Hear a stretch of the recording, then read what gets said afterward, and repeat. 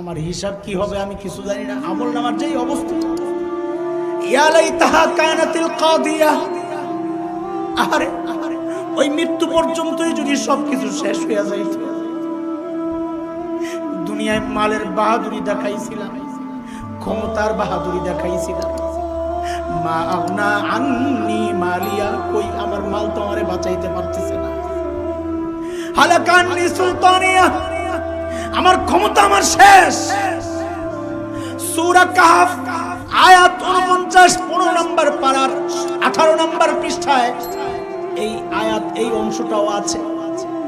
যখন আমলনামা হাতে আসবে, যখন দেখবে সব আসছে, আমলনামায় সব উঠে গেছে, বান্দা তখন ওই আমলনামা দেখবে আর চিৎকার করে করে বলবে, মালি হাযাল কিতাব লা ইউগাদিরু সগীরা ওয়ালা কাবীরাতান ইল্লা আহসাহা। মালি হাযাল কিতাব, এটা কেমন আমলনামা? আর এটা কেমন আমলনামা?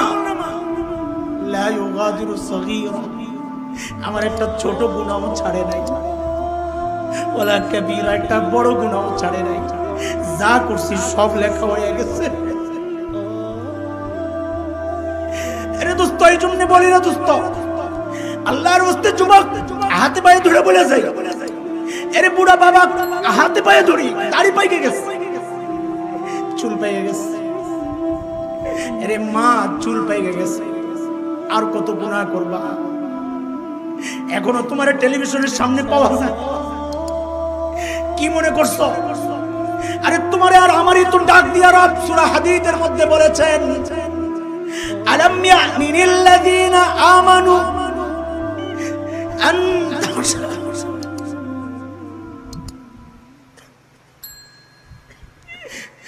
ألم يأن للذين آمنوا أن تخشع قلوبهم لذكر الله। এখনো কি সময় হয় নাই মালিকের ভয়ে কলিজারে একটু কাইপা উঠতে? আর কবে? দাড়ি পাইকা সাদা, চুল পাইকা সাদা, আর কত গুনাহ করবা?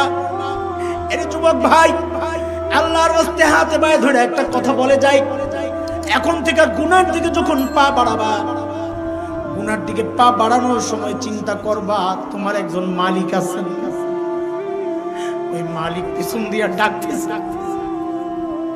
আরে কোরআনে আসছে এই কথা, তুমি আর আমি যখন গুনার দিকে পা বাড়াই, মালিক পিছন দিয়া ডাকে।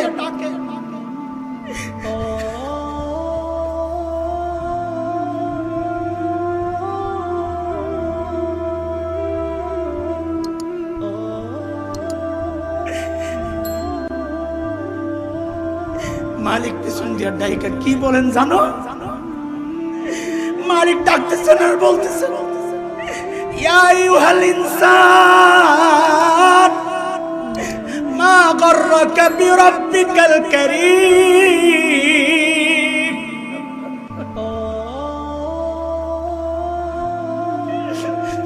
আল্লাযী খালাকাকা ফাসাওয়াকা ফাআদালাক في أي سورة ما شاء ركبك। এর দোস্ত, দুনিয়ায় সবচেয়ে বেশি মহব্বত করে কে? আল্লাহ ছাড়া কে বলেন তো? সবচেয়ে বেশি মহব্বত কে করে? আরে কথা বলেন, কে করে? মা মা আল্লাহ ছাড়া বলছি, আল্লাহ ছাড়া সবচেয়ে বেশি মহব্বত কে করে?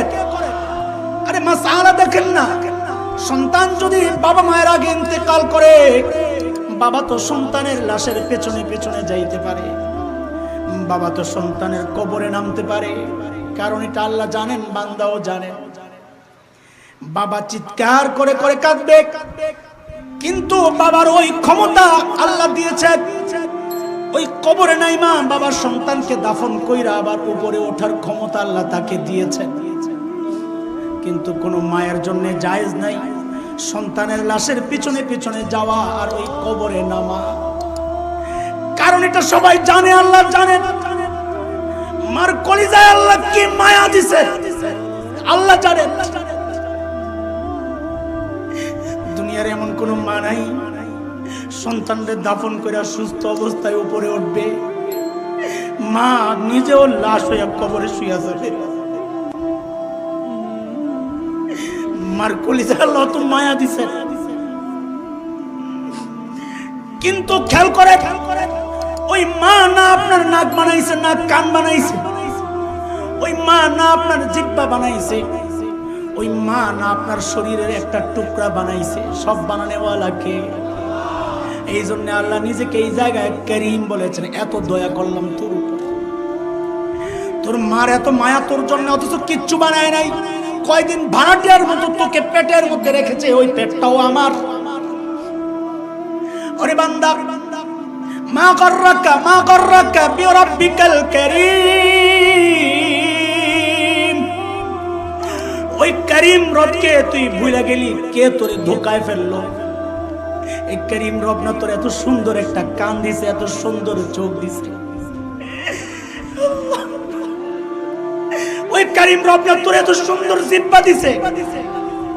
আর এই চোখগুলা তোর মাশরাফি দেয় নাই, এই চোখগুলা তোর কোন নায়ক নায়িকা দেয় নাই, যেই চোখগুলা দিয়ে তুই ওই নায়ক নায়িকার গান শুনবি, তাদের এই নাচ দেখবি। ওই কান তো তোর কোনো গায়ক দেয় নাই। এর বান্দা, ওই গায়কের গান শুনে শুনে তুই মালিকের নাফরমানি করস। এই কান আমি আল্লাহ তোরে দিছি আমার কালাম শোনার জন্য, এই জবান আমি আল্লাহ তোরে দিছি আমার কালকের পানি। এই টিস্যু দিয়া মুইসা ফালাইয়া দিও না, এটা বড় দামি পানি, এটারে মুইসা লাগাইয়া দাও, হাতে পায়ে লাগাইয়া দাও। হইতে পারে ওই বরকতি পানির বরকতে আল্লাহ তোমার এই জায়গাগুলা কবরের আযাব থেকে মাফ করে দিবেন ইনশাআল্লাহ। চোখের পানি না আসলে আল্লাহ বলেন পাথরের দিকে তাকাও, দেখো একটা নিষ্প্রাণ পাথর। সুম্মা কাসাত কুলুবুকুম মিন বাদি যালিক ফাহিয়া কাল হিজারাতি আও আশাদ্দু কাসওয়া ওয়া ইন্না মিনাল হিজারাতি লামা ইয়াতাফাজ্জারু মিনহুল আনহার ওয়া ইন্না মিনহা লামা ইয়াশাক্কাকু ফায়াখরুজু মিনহুল মা ওয়া ইন্না মিনহা লামা ইয়াহবিতু মিন খাশিয়াতিল্লাহ। আরে বান্দা দেখ, পাথরের দিকে তাকায় দেখ, আল্লাহর ভয়ে কেমনে কান্দে দেখ দেখ। আরে বান্দা পাথর ফাটায় দেখ, ভিতরে পানি পাওয়া যায়, আল্লাহর ভয়ে ভিতরে ভিতরে কান্দে। আরে বান্দা দেখ, ওই ভারত থেকে কাঁপতে কাঁপতে পাথরগুলা বাংলাদেশে আইসা পড়ে, তুই মনে করছস প্রাণীর স্রোতে আসছেন না, ওই পাথরগুলা আল্লাহর ভয়ে কাঁপতে কাঁপতে নিচে গড়ায় পড়ে। আরে বান্দা মানুষ, তুই আল্লাহর ভয়ে একটু চোখের পানি তোর বের হয় না, কি হয়ে গেল রে বান্দা? তাকায়া তাকায়া নিজেকে ডাক দিয়া বলতেন, ইয়াবনা কুহাফা, ইয়াবনা কুহাবি কুহাফা, ও আবু কুহাফার বেটা, তুমি যদি আবু কুহাফার সন্তান না হইয়া ওই গাছের পাতা হইতা, ইয়া লাইতানি কুনতু ওয়ারাকা, আরে আমি যদি গাছের পাতা হইতাম তো আমার হিসাব দেওয়া লাগতো না। হযরত ওমর এত বড় মানুষ, নবী বলেছেন ওমরের বাড়িটা জান্নাতে দেখে আসছি। আল্লাহু আকবার। আমার মন চাইছিল একটু বাড়িতে ঢুকি, কিন্তু ওমরের প্রেস্টিজ আমি জানি, এই জন্য অনুমতি ছাড়া ঢুকি নাই। ওমর জান্নাতি এটা নিশ্চিত। অথচ মৃত্যুর সময় হযরত ওমর আবু লুলু ইহুদির সন্তান যখন পেট ফাইরা ফেলে, নারী বুড়ি বের হয়ে যায়, কাপড় দিয়ে পেঁচায়া হযরত ওমরকে শোয়া দেওয়া হয়েছে। বেহুশ ওমর এক সাহাবীর কোলে মাথা রেখে শুয়ে আছে। যখন হুশ ফিরছে হযরত ওমর, এ দোস্ত খেয়াল করেন, এত বড় ওমর মৃত্যুর সময় কি বলতেছে?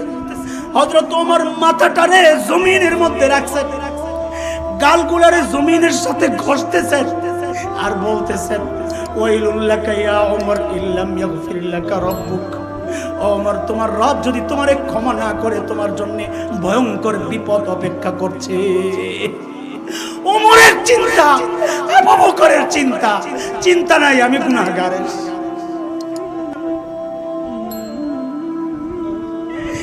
ওমর এত বড় মানুষ, তাও চিন্তা। আবু বকর এত বড় মানুষ, তাও চিন্তা। তো আমি তুমি বাইচা যাবো কি আশায় রে ভাই? কোন ভরসায় বসে আছে?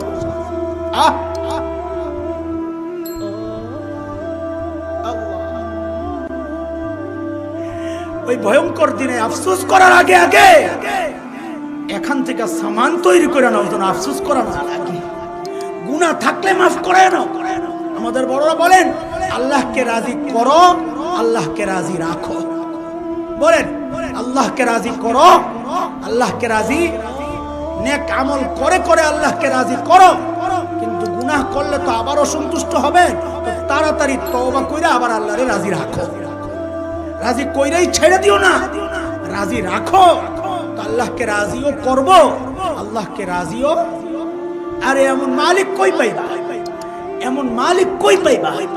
দুনিয়ার মানুষ অপরাধীকে খুঁজে শাস্তি দেওয়ার জন্য, দুনিয়ার মানুষ অপরাধীকে খুঁজে শাস্তি দেওয়ার জন্য, আর আমার মালিক অপরাধীকে খুঁজে মাফ করার জন্য।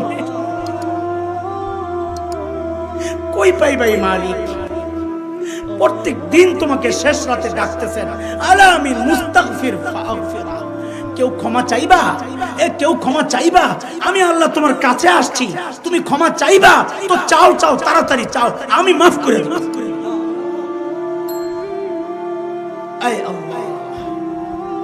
আজকে এই মজলিস থেকে সব গুনাহ এই মজলিসে রাইখা বাড়ি যাবো ইনশাআল্লাহ, ইনশাআল্লাহ। কোনো ব্যাপার না, আল্লাহরে খালি ডাক দিবেন, আল্লাহ সাথে সাথে সাড়া দেয়। সাড়া দেওয়ার তরিকার পদ্ধতি তো আজীব। হাদিসের কথা, বান্দা যখন ডাক দেয়, রব্বানা রব্বানা, ও আমার রব, আল্লাহ ফেরেশতাদেরকে জিজ্ঞেস করেন তখন, ইয়ালামু আবদি আন্না লাহু রব। আরে আমার বান্দা এতটুকু জানে তার একজন রব আছে, এটা জানে। তো জানে দেখে তো ডাক দিছে। বলে যেহেতু ডাক দিছে, কি চায়? ক্ষমা চায়। বলে সাক্ষী থাকো, দিলাম ক্ষমা। কই পাই ভাই মানে? তারপরেও গুনাহগুলা শরীরের মধ্যে রাইখা ঘুমাইতে যাও তো তুমি পুরা কপাল, বোকা বোকা বোকা। ঘুমের আগে নিজেকে পবিত্র কইরা ঘুমাইতে যাও, কোনো ব্যাপার না। এক মুহূর্ত দরকার, এক মুহূর্ত দরকার। বলে হুজুর এত গুনাহ করছি, সব একবারে মাফ হবে? আর এটা তো এখন বুঝা সহজ, এটা তো এখন বুঝা সহজ। কম্পিউটারে, মোবাইলে ডিলিট অপশন আছে, একটা একটা করেও ডিলিট করা যায়, 10টাকে ডিলিট করা যায়। বলে 1 লক্ষ ফাইল সব ডিলিট করতে চাই, তো সিস্টেম আছে, অল ডিলিটেড টিপ দাও, ওকে টিপ দাও, সব গায়েব। কথা ঠিক কিনা? ওরে ভাই, তোমার নিজের হাতের বানানো কম্পিউটার, নিজের হাতের বানানো মোবাইলে যদি অল ডিলিট অপশন থাকে, এক টিপে সব গায়েব করা যায়, তো কি মনে করছো তোমার মালিকের ক্ষমতা কিন্তু ওই মোবাইলের চেয়েও দুর্বল? মালিক চাইলে অল ডিলিটে টিপ দিতে পারেন না? বলা দরকার, তুই মালিকরে বলো, মালিক আমার গুনার ফাইলে অল ডিলিটে টিপ দিয়ে দাও। মালিক বলে, বান্দারে ওইটার জন্যই তো আমি তোরে প্রতিদিন ডাকি, তুই বল না।